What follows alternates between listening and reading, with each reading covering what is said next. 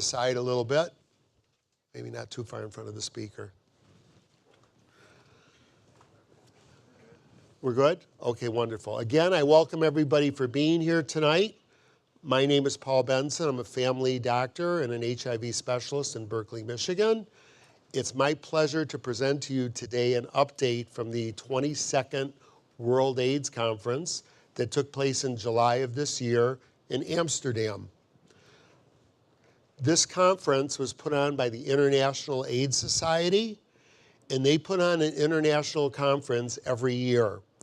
They alternated. On even years, it's the World AIDS Conference that covers a little bit of HIV science, and then a major part of it is on social justice, or perhaps it might be better to say social injustice. In the odd years, it's just an HIV science conference, and there really is not much about justice in there. It's all science and research. So this conference is a little bit more fun, a little bit more diverse, and as we get into this presentation, I'm going to tell you some of the differences as well. So let us just look where we're at. This information comes from the World Health Organization. In 2017, there have been 36.9 million people living with HIV. Last year in 2017, there was 1.8 million new HIV infections. In the United States, the new infection rate has been pretty stable at about 40 to 45,000 new cases of people living with HIV each year. There's been close to a million deaths in 2017. So it's still a disease to be reckoned with. So let me tell you a little bit about the dynamics of the conference. First of all, this conference was held in Amsterdam. I've been attending international AIDS conferences for probably close to 30 years. And this is the fourth time it's been presented in Amsterdam. And it clearly is my favorite place for a conference for World AIDS. The reason is Amsterdam is a very charming city, and the conference is easy to get to.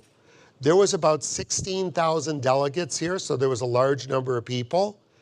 And you can imagine the transportation of getting in when you're a stranger in a foreign country is difficult. So for this conference here, you could take an underground train from anywhere in Amsterdam and be there in about 8 minutes. If you, I took the tram, the streetcar every day. It took me about 20 minutes. But it was nice because I was above ground and got to see the sights of Amsterdam, so I really enjoyed it. It was held at the RAI Center, which is huge, and it's important that it be huge because when there's breaks in between presentations, you got 15,000 plus people trying to move from one room to another. And I can remember some conferences, like in Brazil, the venue was very, very small and people were pushing in the hallway, and it was very, very uncomfortable. In Amsterdam, it's a big, huge conference center, and it was very easy to move around in. So definitely liked that venue. I liked being close. When I went to the World AIDS Conference that was in Switzerland, I had to take a train, and it was about 2 hours every day to get to the conference. So I definitely appreciated that. The way the conference works is everybody meets as a group, all 15,000 plus of us in the morning. It starts at about 8:30, and they have what's called a plenary session. By then they have keynote speakers, very good speakers talking, and it's for the whole group of 15,000 of us. After that's over, we go into breakout. There's 5 tracks there. You can see what they are. And then you can choose whatever track that you want to go to. Each track would have 3 to 4 different rooms doing different lectures at each moment. So at any time during the non-plenary sessions, there would be about 30 or 40 lectures going on. It was a very huge choice of what you wanted to go to. I personally tried to attend things I did not know much about, and I tended to go to tracks that were unfamiliar to me rather than go and hear things that I did hear about. You can see on the slide here, this is just a small sample of all the different topics that were out there. I need to spend a minute to talk to you about the global village. One of the things that differentiates the World AIDS conferences from the International AIDS Society conferences on the in-between years is that the World AIDS Conference has what's called a global village. And the global village takes place next door to the main conference. And the global village is filled with young people. And these young people are partying, and sometimes and other times they're having discussion groups, small groups, 10, 12 people, and people are telling their stories and their lives, and sometimes they're crying. The moods are very, very labile at the Global Center. But I learned I would always go there. I mean, I'd spend the time at the boring section with all the lectures, where the Global Village was like really where it was happening with all these young people. And it really clicked to me this year as to what the Global Village was about. I can't believe that I've been to this conference 20 times and never really understood what the Global Village was. The Global Village is a place for young people to learn, to become comfortable with themselves, and to go back to their prospective communities and be community leaders. And HIV is really one world, one cure, one solution. And as people like me get older and start winding down, and a lot of people in this room are older and they're going to start winding down, we really want to make sure that when we leave the community, that the community is solid with new leaders. And the Global Village is just a perfect place for young leaders to learn from other people from other countries around the world and go back and share it with their community.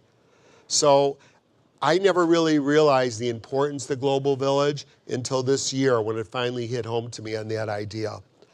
So if you look there, you see a flame with a fire in it, and that is a torch. And this is the first year out of all the AIDS conferences that they now have an HIV torch. And so I was told that Amsterdam was a very, very appropriate place to start having a torch, because the Olympic torch started in 1928, and it went from Olympia, Greece to Amsterdam, and that started the first sports games Olympics of using the torch. So the way this torch was used is the night before the conference started, this torch was paraded around the city of Amsterdam. They had 37 people carry the torch. Each one would carry it for X distance and hand it off to somebody else. It was from people from age 8 to age 80 that carried this torch. Finally, the torch made it to the RAI Center where the HIV convention was going at, and it was handed off to Tim Brown. Many of you may know who Tim Brown is. I'll tell you if you don't. Tim Brown is the only case in the world that's been cured of HIV, okay? He was the one that had that bone marrow transplant by somebody that had a specific mutation against HIV, and he was cured against HIV. He was cured from HIV, cured to this date. He was the one given the torch that was carried around the city and lit the torch that was stayed lit during the whole conference, and it was in the Global Village where all the young people were. At the end of the conference, the big torch was lit by a little torch, and then it was given to the organizers for the next World AIDS Conference, which is planned to be in San Francisco in the year 2020. So it was really pretty moving. So I want to get you in the spirit of what the Global Village was about. So this here, I'll just play the video and let it speak for itself.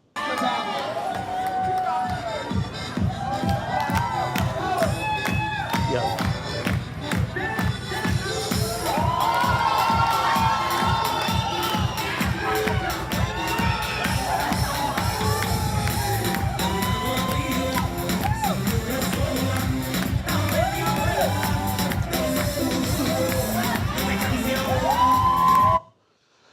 So you kind of get the idea. That was the condom distribution center, and they were not balloons that were flying around, they were condoms.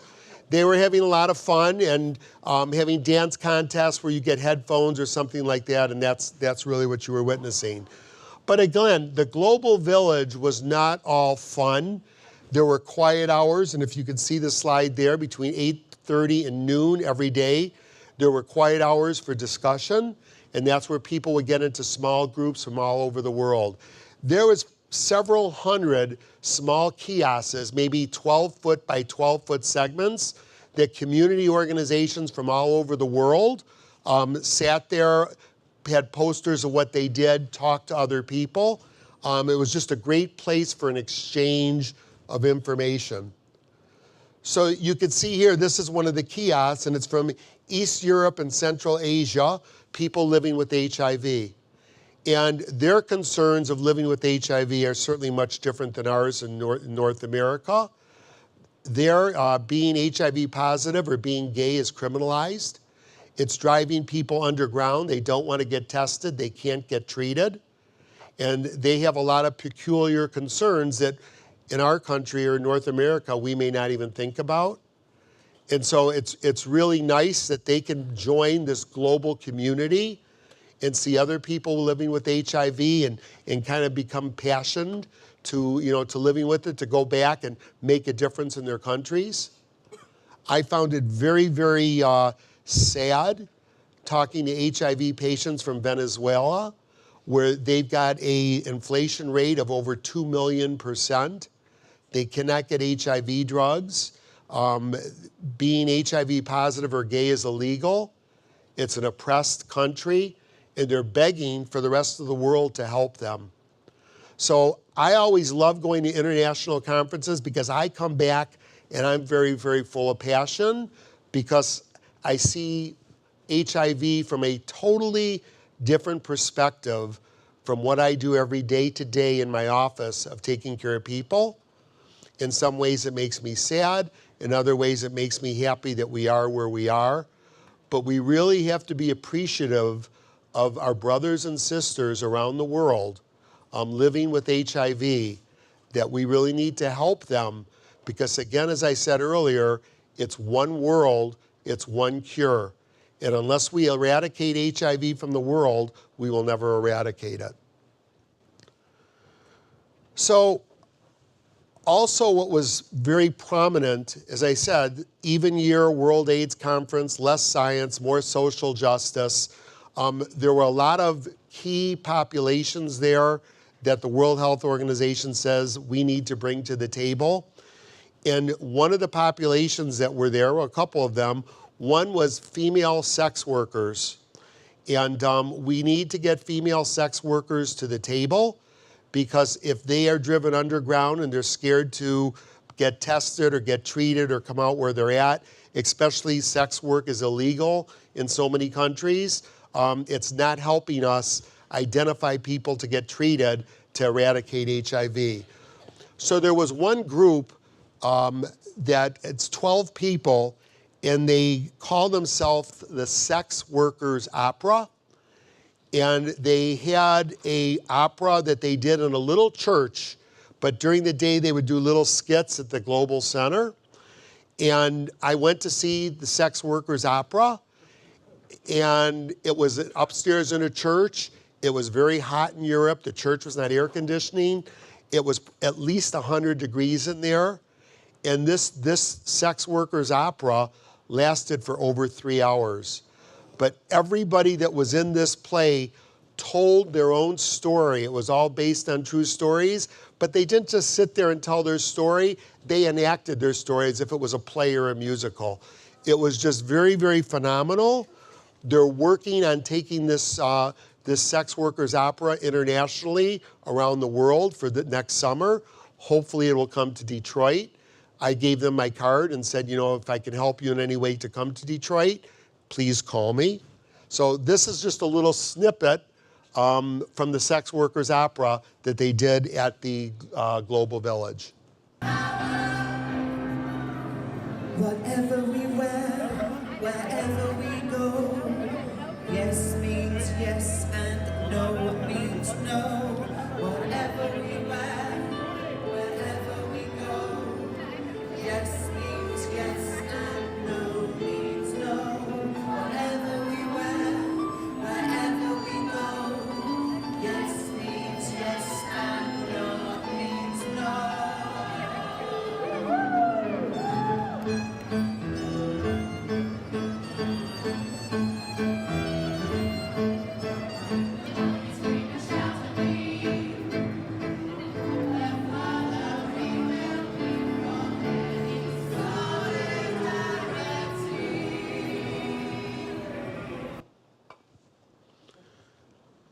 This was the exciting side compared to the boring side of listening to lectures.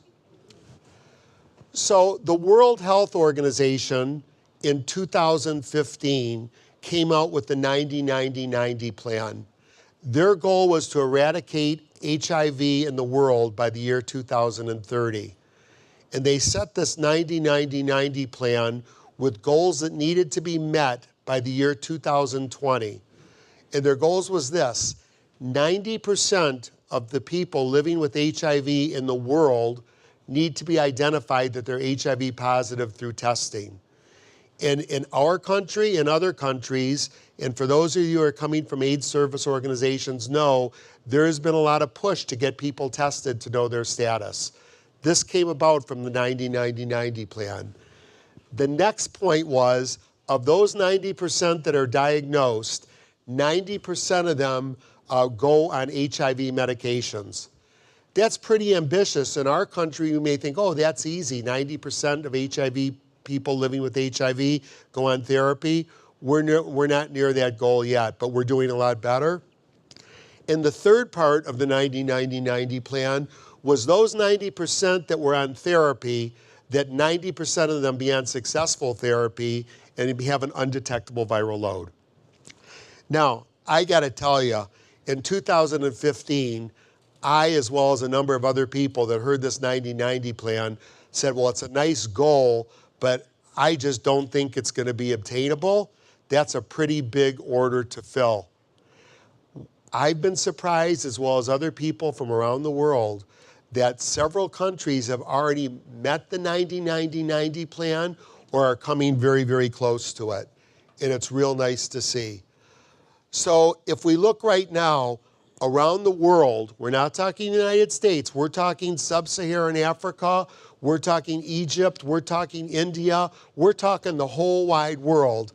60% of those diagnosed with HIV are on therapy. That's pretty remarkable. In 2015, I don't think I could ever have said in my lifetime we would see 60% of the world's population on HIV medicine. And I'm going to tell you in a couple minutes how that's really done. But if you look at the slide, it goes back from the year 2000, moving to 2017.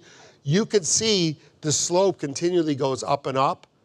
We got 3 more years to get to that 90% range. And if we keep going at the rate we're going, we're going to reach that 90%. We're going to reach that goal of 90% of people living with HIV on therapy. So, I mean, that's unbelievable. You know, years ago, I would never even thought it possible, let alone to reach this ambitious goal. A lot of you know about the care cascade for HIV. You have a population that's present. The graph shows that it's 100%, those that are HIV positive. Those that have been diagnosed with HIV is about 70%. Those that have been treated is about 60%. And those that are controlled, have an undetectable viral load, is just under 50%. That is phenomenal. There's been so much work and progress by so many United Nations HIV-related organizations to get to these numbers. I mean, just to think, just under half of the population is undetected. We take undetected in our country as something for granted, but it's not quite as easy with other countries. Let's look at some of the other countries. You can see they're all close to the 90-90-90 mark already. Sweden, the UK, Switzerland, Denmark. Some of them have already exceeded the 90-90 plan. But look at this. Cambodia, Rwanda, Africa, and Namibia, Africa, they're doing a lot better than we are in the United States. So this ambitious plan is coming to fruition. I mean, this is one of the plans for the cure for HIV. And, you know, let the naysayers stand behind, because the World Health Organization and communities around the world, including Detroit, we're doing it. We're getting there. It's not like the dismal 1990s or the year 2000. We're doing it. My practice, just about everybody, if not everybody, is undetected and doing well. This looks at New York City. New York City, San Francisco, very, very, very ambitious in getting their patients identified and treated. And if you look here, 95% of the population in New York City that's HIV positive have been diagnosed. 88% are retained in care. And for the case care managers in the room, you all know how difficult it can be to get somebody to keep being retained in care. New York City, 88% retained in care. 82% of New York City population is on antiretrovirals, and 76% are undetected. They are on track for a zero growth of HIV in New York City, and they're certainly on track to meet that 90-90-90 plan. So this has not come easy. This has not come by accident. It's come by a lot of hard work, especially from people in this room. We are all part of that global community. And I was reminded at the World AIDS Conference, and I'm part of that. And I'm here today to tell you that you all are part of that world population of helping people to get to that goal of eradication. Whether you're a product of an AIDS service organization or a person living with HIV that just lives by good example, and I know many of you in this room, I do know live by good example, we're all doing it together. And just remember, we're all pieces of a much larger puzzle. Look at Vietnam. Vietnam, 93% of their population is on successful therapy and undetected. If Vietnam can do it, then hello, it can be done. The World Health Organization identified key populations, and key populations are responsible for over 50% of the HIV cases in the world, key populations. So these are the key populations.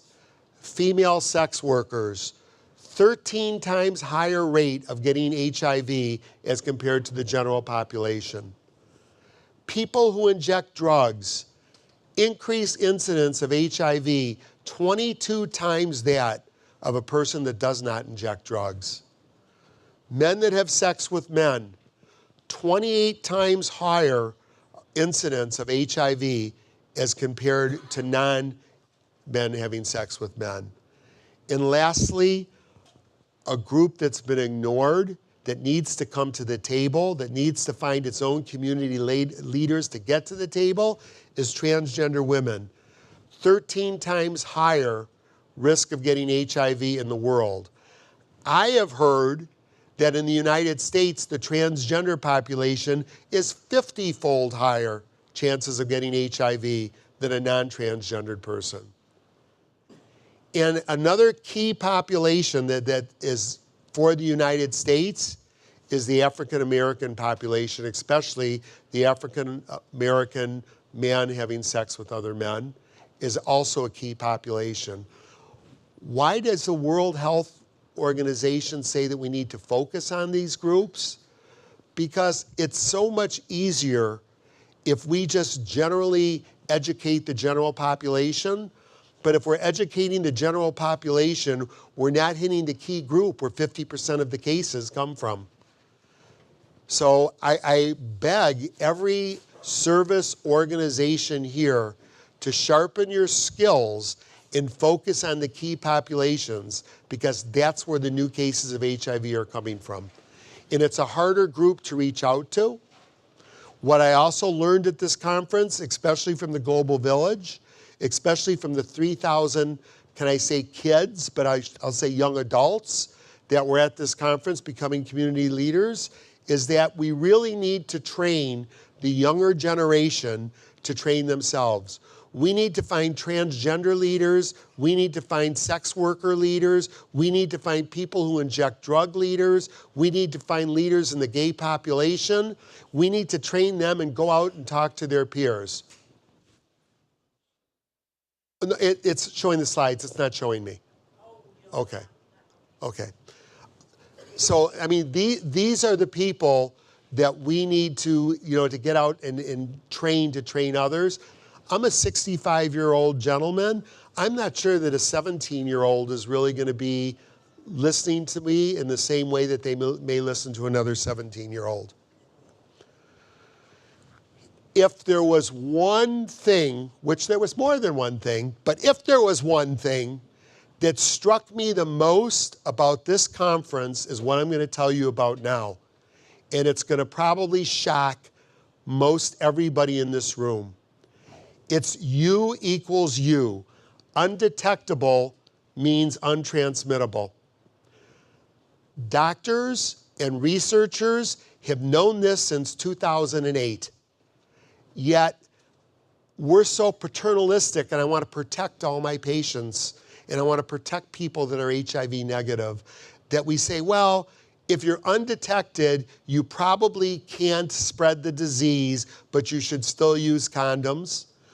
You should still practice safe sex. But I can tell everybody in this room right now, 100%, that's not my messaging anymore. This conference changed my life when it comes to this.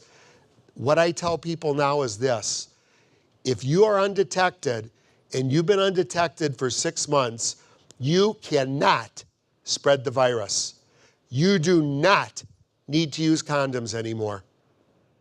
Kind of shocking. And as a doctor, and most HIV specialists are scared to say that. We're always scared to say 0 because we always say, well, there is a slight itsy bitsy chance. You better do this, you better do that. This conference changed me into the, wow, now I can tell my patients and anybody that asks comfortably, if you are undetected and take your medication every day and you're undetected for 6 months, you cannot spread the virus, period. And this is extremely important messaging. Why? Because it should motivate everybody that's living with HIV to take their medication every day. What other boost of satisfaction can you get knowing that you cannot transmit the virus if you're undetected, and everybody can be undetected if you take your medication every day? Period. Period. So now you may think that I've been smoking something in Amsterdam to say this. So now I'm going to show you the science that proves what I just said is true. First of all, let me tell you, at the conference, there was a special honoree that received a Lifetime Achievement in Health and Human Services. His name was Dr. Pietro Venera. He was from Switzerland. And there's a picture of him getting his Lifetime Achievement Award. And he came out with the Swiss statement in the year 2008. And the Swiss statement said this: an HIV-positive individual not suffering from any other sexually transmitted disease and adhering to antiretroviral therapy with complete suppression does not transmit HIV sexually. He or she cannot pass on the virus through sexual contact. We knew this in 2008. And I guess what really drove this point home to me was the young people in the global village teaching this old dinosaur that's been doing HIV since 1980 a new thought. They were angry. They were livid. They protested. They came across to where our conference was and came with flags and banners and interrupted many times in saying, you have to tell us the science and trust us as adults to make the decision that we want to make. They said, how shame on the researchers, shame on the physicians for not telling people the science. They were right. I wasn't telling people the science. Maybe I didn't totally believe it. Maybe I was scared to get down to 0. Maybe I was feared of getting sued if somebody got, and spread the virus and they were undetected. I don't know what all the maybes were on that. But you know what? You as patients, you as caregivers, you as case care managers deserve to know the science for exactly what it is. And then you should be adult enough to choose how you want to take your risk-taking for yourself. But I shouldn't be the one to hold back science from you and make the decision for you. They were livid about that statement, and it's true. So this is what Dr. Venazza said. He said, I'm a humble man. It's not that I'm brilliant. It's not that I'm a scholar. I just employed the scientific method to make that statement. And he reminded us all at that plenary, all 15,000 of us, what the scientific method was. So I'm going to give you a watered down version of it. If you have a hypothesis, something you believe to be true, in this case, the hypothesis is, if you're undetected, you cannot transmit HIV. That's the hypothesis.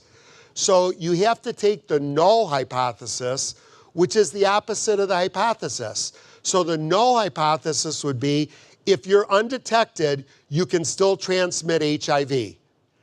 And then you have to prove the null hypothesis, wrong. Okay, you have to prove it wrong. So with all the hundreds of thousands of people in HIV studies all over the world, you would think you would find one case where somebody that was HIV positive and undetected transmitted the virus to somebody else. Does anybody in this room know of a case? The 15,000 of us didn't know of it either. So if you can't show one case out of all the studies of hundreds of thousands of people where somebody was undetected and transmitted the virus, then your original hypothesis must be true. So that's how he came out with the Swiss statement in 2008. So we've known it for 10 years, that we've been scared to tell people about it. And we were reminded by the youth at this conference very clearly that that was the wrong thing to do. So let's look a little bit more at the science. The HIV Prevention Treatment Network 052 study, people were discordant. One person was positive, one person was negative in relationship. They were not using condoms. They were having lots of sex. Those that were undetectable, 0 transmissions to their partner. Let's look at another study. This is the Partner in Prevention study. 3,381 HIV serodiscordant couples in 7 African countries. There was 1 transmission, but that 1 transmission was somebody that newly started therapy. They were only on therapy for 4 months.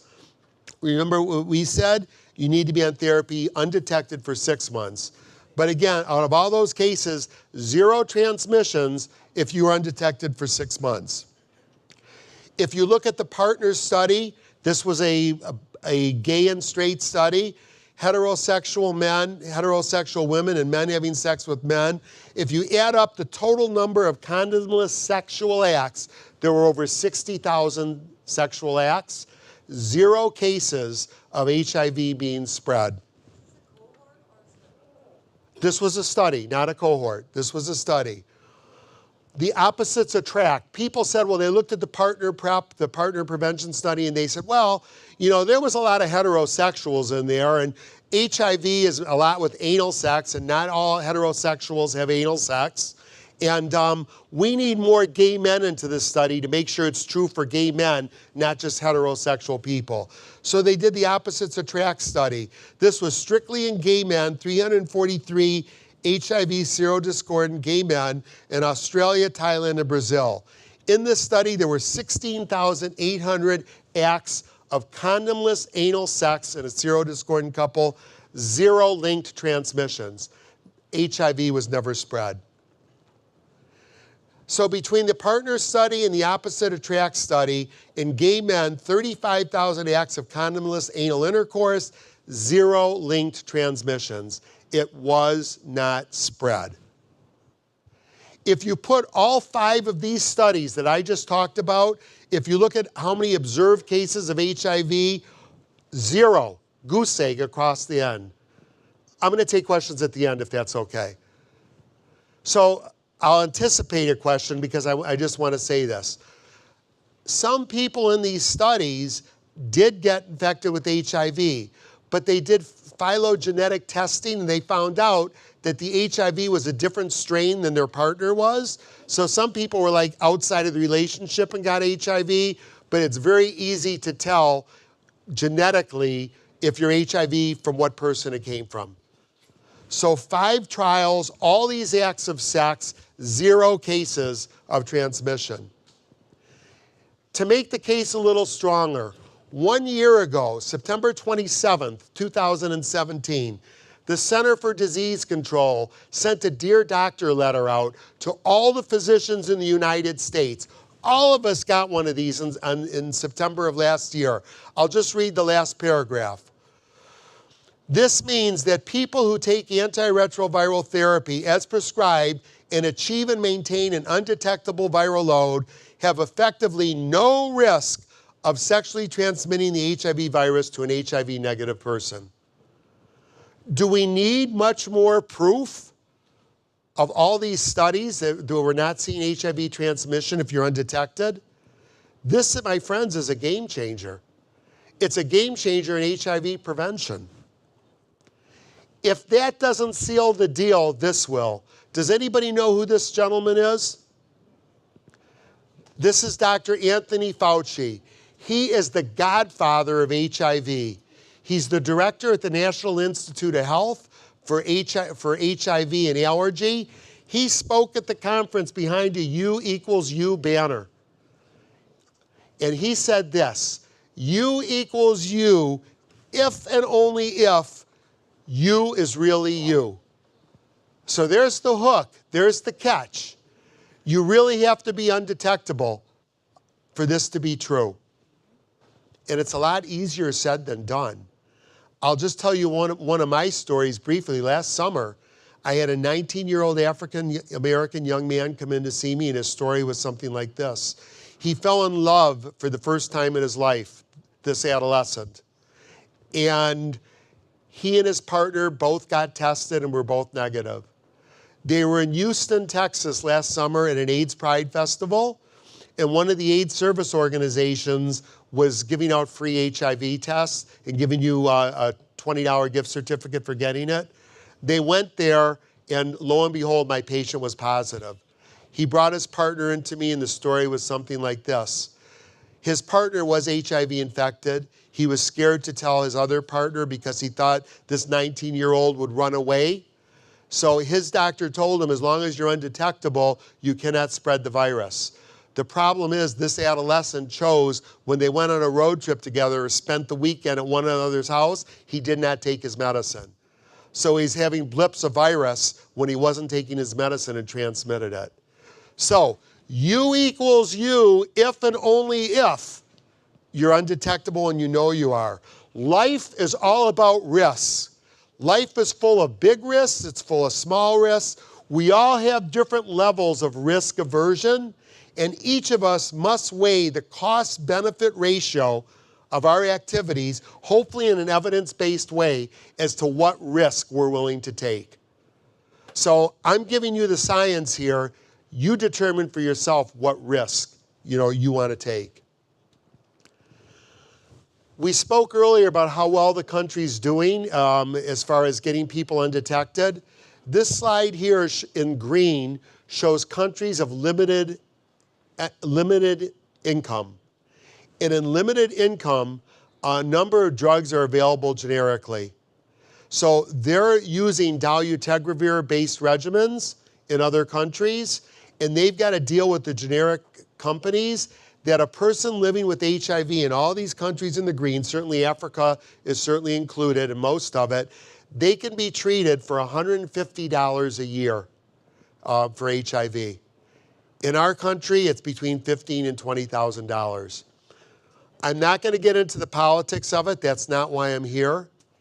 But all I can say is, thank goodness, because if countries would have to pay $5,000, $10,000, $15,000 a year for each person that's HIV infected, the World Health Organization's 90-90-90 plan would never happen.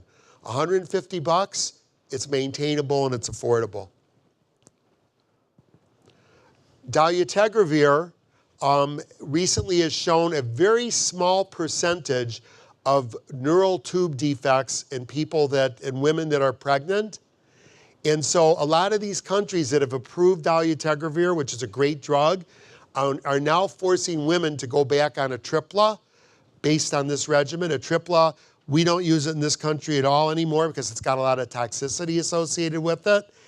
And we heard from the women at our conference. They came over from the Global Village, they marched in at our thing, and they demanded and said, you tell us the science, you tell us what the risk is, you let us make our own decisions if we're gonna have children, whether we want dolutegravir or Tripla.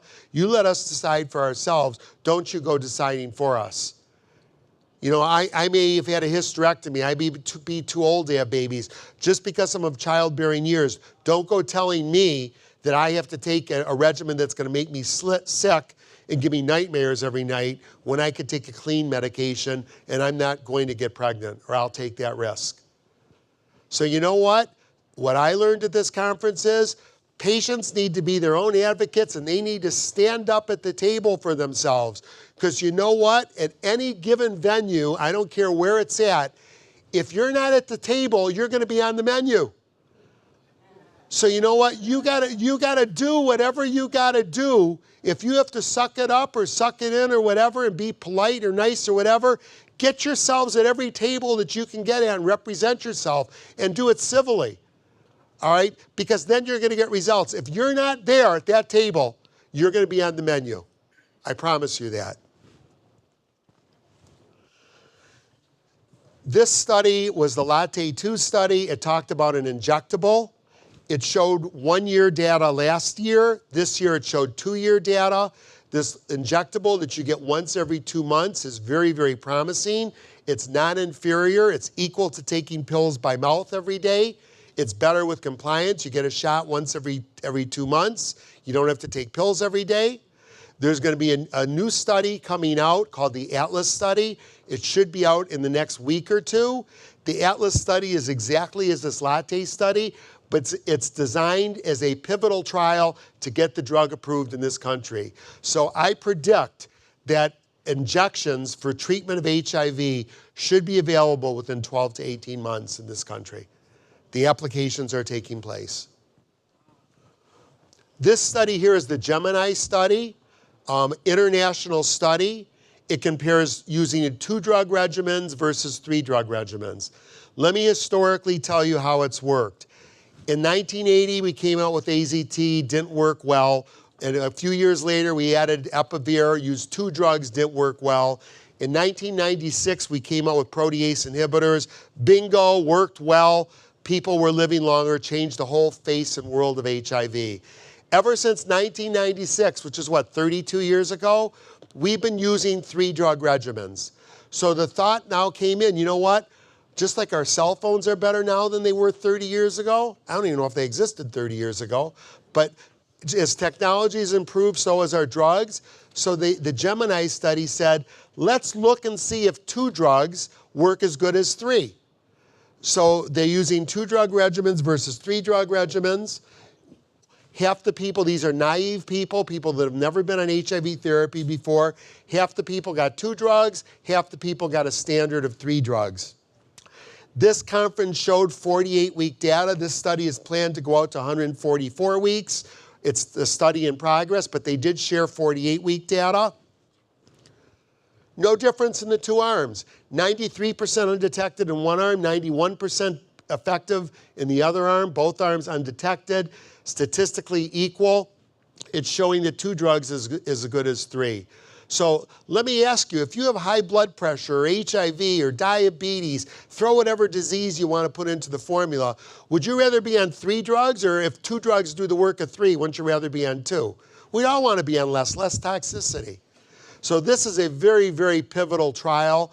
I think when it gets done, in Europe, we're already seeing 2 drug therapies. I think we're going to be going back to 2 drugs instead of 3 in the next few number of years. This study here, here's the acknowledgments. This was an international trial from all over the world, put subjects in it. And I amplified the next slide just in case those in the back cannot see. You can look in the United States there. I'm very, very proud that I'm a principal investigator in this study. So my name is there, and it was really nice to be at an international conference and see my name there for a study as good as this. So we need to talk about cure research for a minute. We're making progress with vaccines. We're not there yet. We know the HIV medicines treat HIV when it's in the blood. We're 100% we can eradicate it, get you down undetectable. The problem is that the virus hides in what's called reservoir sites, and reservoir sites are difficult for the medication to get in there and to kill the virus.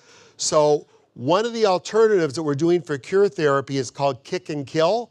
It's give somebody a medicine that's going to kick it out of the reservoir into the bloodstream, so the medication that we have currently available will kill the virus and we'll have a cure. What I learned at this conference is another strategy. It's like an immune booster. It's give a medication that's going to keep the virus in the reservoir and not let it out of the reservoir. So if we could keep the virus in the reservoir and stop it from getting out into the blood, that also is a cure. So we're not quite ready for cure therapy yet. There are a number of trials, but when you put together the World AIDS Organization 90-90-90 plan, the kick and kill strategy, we're getting closer and closer. HIV will be eliminated in our lifetimes. There's no question in my mind it will happen. They talked about rapid initiation of therapy, and I think it's very important that we define it. This was another game-changing moment for me at the conference, because in the United States, I hear about the San Francisco experience, I hear about the New York experience, where they claim and say that when somebody is diagnosed, they need to start therapy, and their standard is within 2 hours after being diagnosed HIV positive. And I will always say, no, no, no. It's great, but it's more important to have a patient relationship. If I have a new person that's newly diagnosed, I want to get to know them. I want to get my tests done. I want to make sure they're mentally stable enough to go on therapy. Waiting 1, maybe 2 weeks is not a big deal. And I have to admit, it's something very, very hard for me to say. I was wrong. Because I could still have good relationships with my patients and start them on therapy on day 1. So I've changed my practice a little bit. And I also learned another thing. A lot of patients in the United States and elsewhere, they get diagnosed at an AIDS service organization or the health department, and then they call a doctor to get in, and the doctor says, sorry, I can't see you for 4 to 6 weeks. And that's wrong. In my office, we've never been that way. If somebody at the health department calls us and says, we got a newly diagnosed patient, as many of you know, we say, come on in, bring him in today or bring him in tomorrow. We don't make you wait 1 or 2 weeks. But we've worked in the flexibility that if anybody calls newly diagnosed, we get them in that day. We've got flexibility in our schedule. For those of you that know me, we get them in that day, and we've got samples of medication, and they're started on therapy that day. Okay, we don't wait. Now, if somebody comes in and doesn't want to be on therapy, I'm not going to push them into it. But if they're diagnosed and they want to start therapy, they're started within 2 hours. So this conference changed my standard of care a little bit, is that I now do offer therapy on the day 1.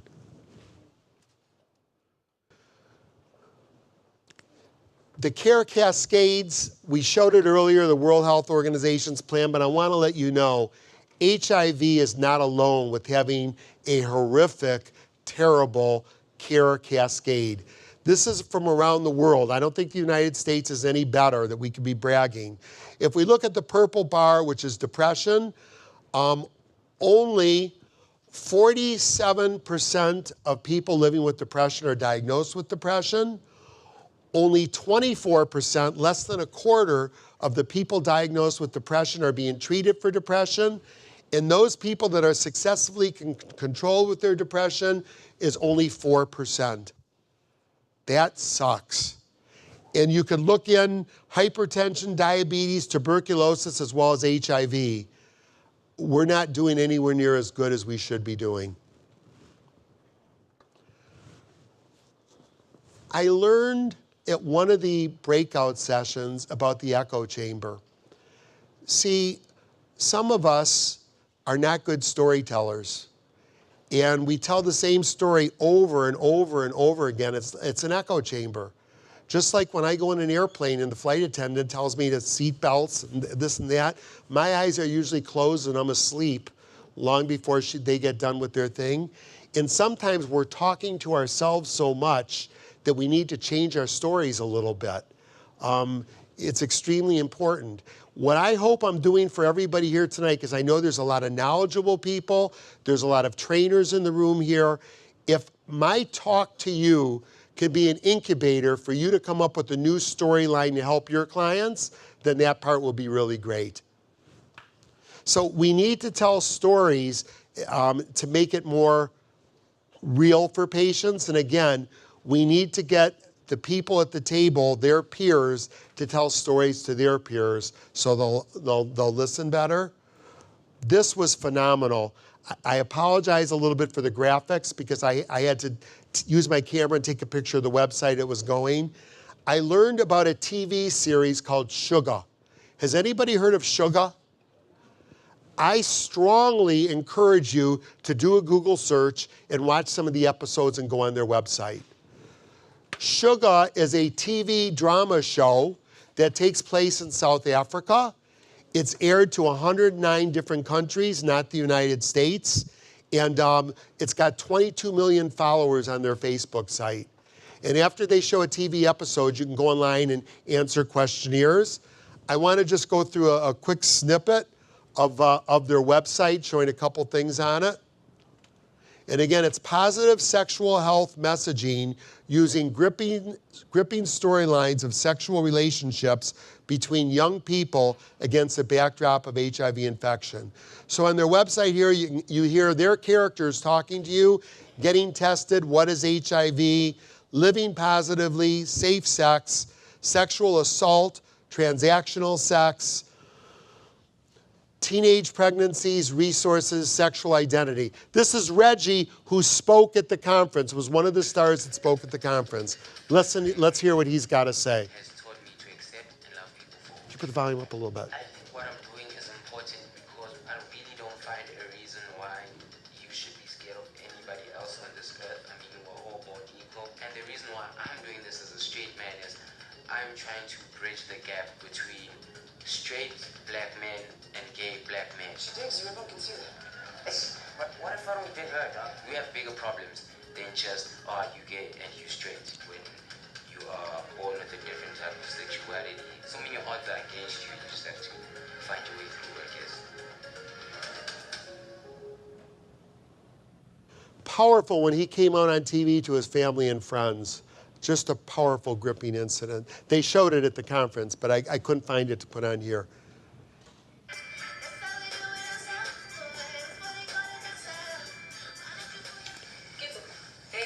What the hell? Nothing, what the hell?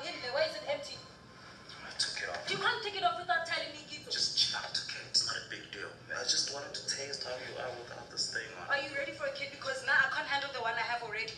Hey, listen, come on now, okay?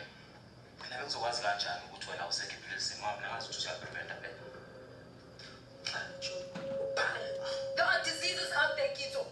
I trust you. Who said I trust you, Gizo? I don't know where you've been.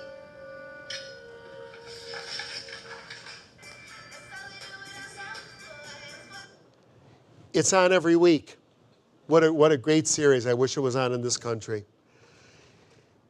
In the UK, they don't talk about U equals U.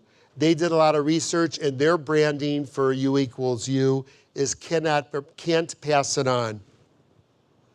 Their studies showed that only 9% of people are aware that effective HIV treatment will allow somebody to be non-infectious to somebody else. I want to go over this briefly.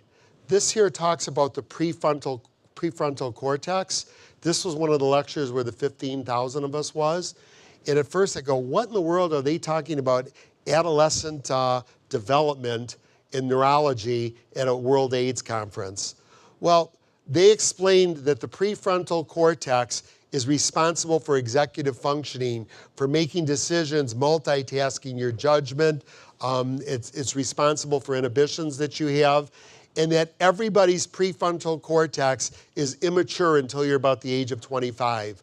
Now let's think about it for a minute. When I was a teenager, I did a lot of stupid things and made a lot of stupid decisions because my prefrontal cortex was immature. I never knew that until this conference. But I think all of you get the idea. When we're young, we make a lot of stupid decisions that as adults we might not have made. It's all because of that prefrontal cortex. The prefrontal cortex is very, very concerned about your peers. And so you need to do things for your peers, because the worst thing of having a premature prefrontal cortex is being rejected by your peers. So you tend to fall in line. And you know what? When you extrapolate this to HIV, it makes 100% sense. She showed this study that I thought was just phenomenal. They took a group of young people, young adults, and older people. They put them in a room with one of those video arcade games that you drive. And they said, you get a prize for getting through the fastest with the best score. But for every crash that you get in the simulator, you get points taken away. Okay? So they put a bunch of people in it, and they saw that the adolescents, the young children, and the adults, when they were alone in a room and they did this thing, they all did about equally. I would have thought the young adults would have done much better than the adults, but that's a different story. Then they brought in 5 of their friends, standing in the background watching them do it, and look what happened.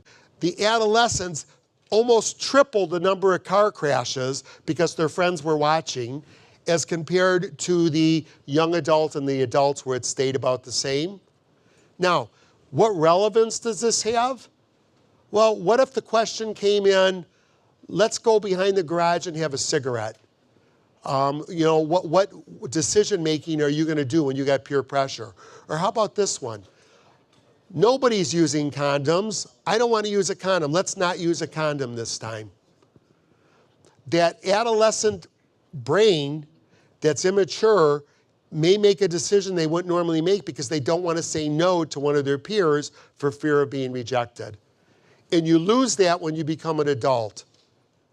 And the messaging for those of us that are dealing with adolescents, the messaging needs to be for the here and now. If we're trying to do HIV prevention to an adolescent with an immature prefrontal cortex, and we say, use condoms, be safe, because if you don't, you may get HIV. Or take your medication every day so you can live a long life. If you miss your doses of medicine, you're going to get sick and things are going to happen to you like it was in the 1980s. Or would a better messaging be something like this? If you take your medication every day, you cannot transmit the virus to anybody. You need to present things in the here and the now with the adolescents, because they're not good at planning for things in the future 10 or 20 years out. They're really the here and now generation. HIV, transgenders, and sex workers, I think there was just a lot of violence going on with that group. This is one of the sex workers that was in the Global Village that gave a little talk. I didn't even get it from a client. So I stopped having sex, I stopped seeing clients. I wasn't looking after my health because I didn't want to go see that doctor because I felt like it was my fault. We kind of have double the stigma when you're a sex worker and HIV positive. What's worse than a hooker? Nothing, but maybe a hooker with HIV. People are so unintelligent. They like to put their opinions on me as well. They like to put their shame, especially Catholic shame. But I don't carry that anymore. I don't need to. I have to work. Must be a luxury not to have to work. Well, I basically live a normal life now. I eat, talk, shit, fuck, yes fuck, like you. Apart from I might take a few more safety precautions, but maybe you should too. I can show you a demonstration, or you can pop over to one of the condom stands and find out. So we talk about messaging. Could I deliver a message like that to an adolescent or a young person? I could? Thank you. But we need to get these key populations involved. We need to focus on the key population, transgender individuals. I see that transgender has really moved up a notch in the social standings.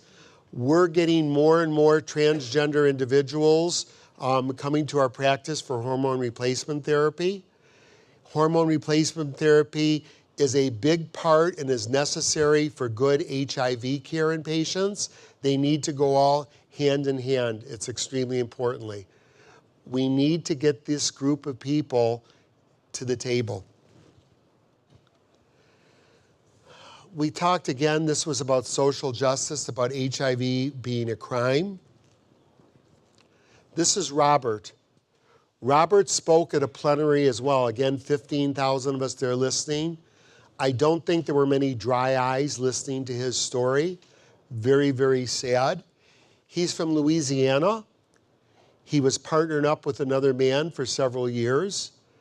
They had a contentious breakup relationship.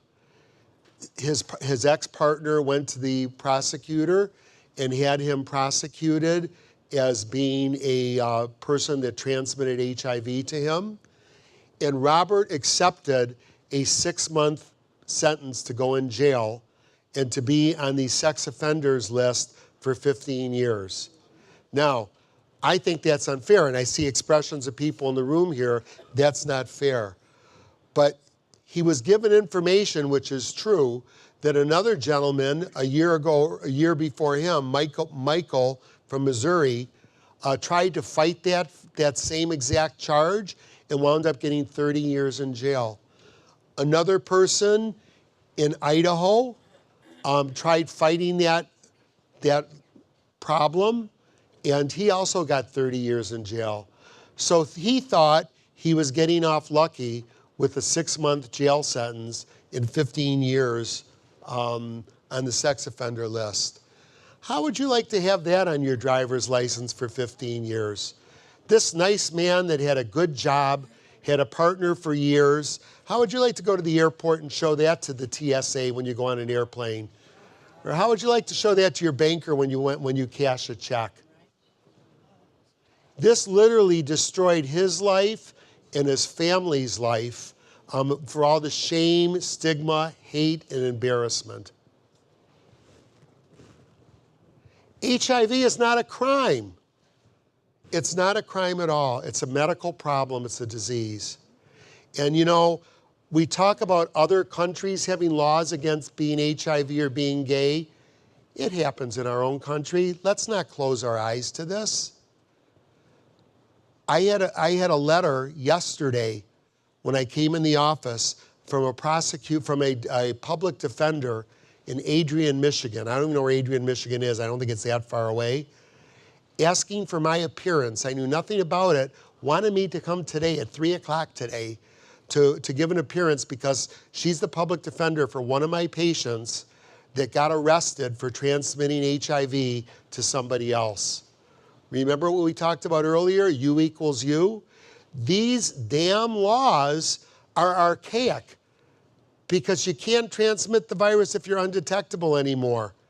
And to hold somebody and put them in jail for 30 years, it's an archaic law for something that's untrue. Probably one of many. So thank goodness the public defender didn't make me show up for it. I wrote a letter and I sent some of the studies that I showed you earlier today. I didn't hear what happened, but I'm pretty sure he'll get off. 1 month ago, an attorney came to me and I did a deposition in my office from Lambda Legal in Chicago, representing somebody that was in jail in Jackson Prison here in Michigan. He was having oral sex with another inmate. He was HIV positive. The inmate was HIV negative. The person that was HIV negative got 30 days without privileges. The person that was HIV positive got 14 months in administrative segregation, basically solitary confinement. They were both doing the same thing, but this guy got charged with spreading the HIV virus. So I testified on that one as well. U equals U. This guy was in jail taking his medications every day, was undetected. There's no way he could spread the virus. And the Attorney General's office is working with with this attorney now to get the charges, reduced and to get things reversed. We're kind of lucky that that happened. But if you think stuff like this doesn't go on in the United States of America, you're wearing blinders. So we really need to act up. We really need to get these laws changed. It's not going to be an easy process, but if we don't start now, it will never happen. These HIV transmission laws are archaic. They're insane, and they should be erased. And people that are sitting in jail now because of it should be released. It was a little scary being a United States representative and hearing a lot of negativity about the United States. It was very, very loud and clear that countries around the world do look at us as a leader, and they don't like a lot of our policies. PrEP, HIV prevention is part of the cure strategy. There's a lot of things, U equals U, the use of Truvada, male circumcision. You need to pick from the palette for what you want to use. But the nice thing is there's a lot of options for HIV prevention. One thing, when somebody gets tested for HIV, they need to go down one of two paths. If you get tested for HIV and you're positive, you need to get in and get treatment right away, a rapid initiation of treatment. If you go in to get tested for HIV, you just don't say you're negative and walk out. For those of you that are HIV testers here, you need to educate and see if Truvada is something that needs to be given to somebody as an added layer of protection. So anybody that gets tested for an STD needs to follow that path. HIV needs to be discussed. I know I'm singing to the choir on this one. I learned about the MTV generation, methamphetamines, Truvada, and Viagra. In this country, I believe it's called the party pack. Okay, but you know what? We as a community in this room need to bring these people to the table. We need to encourage the use of Truvada for people that are using methamphetamines and having lots and lots and lots of sex with many, many, many people. We shouldn't shun them. We need to get them to the table. Instead of talk about them, let them be the meal. We need to get them to the table and get them Truvada and get them educated and perhaps get them counseling on substance abuse. Okay, it's something we need to do. Talking about it and me telling them you shouldn't use drugs, you shouldn't use methamphetamines, I'm not sure if I can be as effective as somebody that's been there, lived there, done that, and has cleaned up their life. That's the ideal caseworker to reach out to this group. There's long-acting injectables, rectal microbicides. A new generation for HIV testing may be a dispensing machine. Here's one live in action. It demedicalizes getting HIV tested. You can go to the shopping center, put your credit card in, get an HIV test. So I'm just about done. Thank you for your patience. There were some surprise visitors at the conference. Prince Henry was there. I was as close to him as I was to the back of the room here. Very, very exciting to see Prince Harry. Prince Harry was there to introduce his good friend, Sir Elton John. Sir Elton John was there and spoke. And he announced his new program, the Men's Star Initiative, where he donated hundreds of millions of dollars strictly for men in Africa to get HIV tested. Again, part of the 90-90-90 plan. And he showed some great videos and whatever.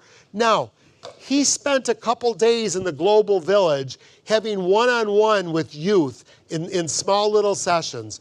Can you imagine going back to your home country and said, I sat in the same room and had a round table with Sir Elton John? Here's the young kids that he met with. Bill Clinton was there. Again, same distance away from him. His main message was, ladies and gentlemen, we're doing it. We can't let down. We need to keep doing it. We've made a lot of progress. We've got to keep doing what we're doing. We cannot let down. This next slide I have is a demonstration when Bill Clinton was talking. I just want to say that demonstrations can be good. Demonstrations don't need to be violent. You don't need to throw things. You don't need to beat people up. And the way these young people demonstrated at our conference, probably 15, 20 times in the 4 days, was respectful and nice. We listened to them. You'll see at the end of this small snippet, the people in the conference room, the 15,000 of us, clapped and congratulated them. They let them walk out, and President Clinton just didn't argue, didn't talk to them, just listened and didn't say a word. So I kind of want you to see this as the end. Being assaulted every day, and we're not included in the conversations. The conference in 2020 should be moved out of the United States, and drug users from around the world join these with sex workers here. This is the demand. Decriminalize sex work now. Every country that's here, we need decriminalization. When you decriminalize sex work, you decrease HIV by 50%! By 50%! If you want to decrease HIV and decriminalize sex work, the Lancet shows that 50% of HIV prevalence goes down when you decriminalize sex work. Sex workers work. Give us our rights. Give us our labor rights. Sex to equal sex. Sex to equal sex. Sex workers work. Sex workers work. Sex workers work. Sex workers work. Sex workers work. Don't try us.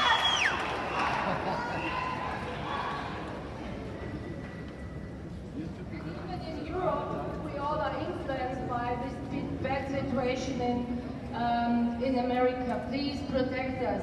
Last time you were in the conference in Vienna, we made a handshake, you and me. You're coming to our stand of the NGOs. Please, we need our help. Please. The USA, you should be ashamed. You're ashamed for the whole HIV movement globally. Your laws are killing us all over the world regarding drug laws, sex work laws, your anti-prostitution pledge. Your policies are horrible. You are killing us, including in the USA. You are treating us like cheats, like criminals. You should be ashamed, and you should have a conference in the USA. You have travel restrictions. Thank you for listening to us.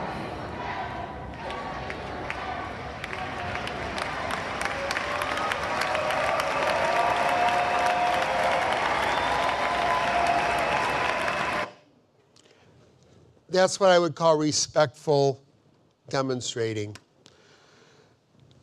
So this ends my presentation. I just want to say a couple words, and then we're going to turn the streaming off, and I'll be happy to take questions either from the podium or just privately afterwards. I'm happy to stay around. I talked to some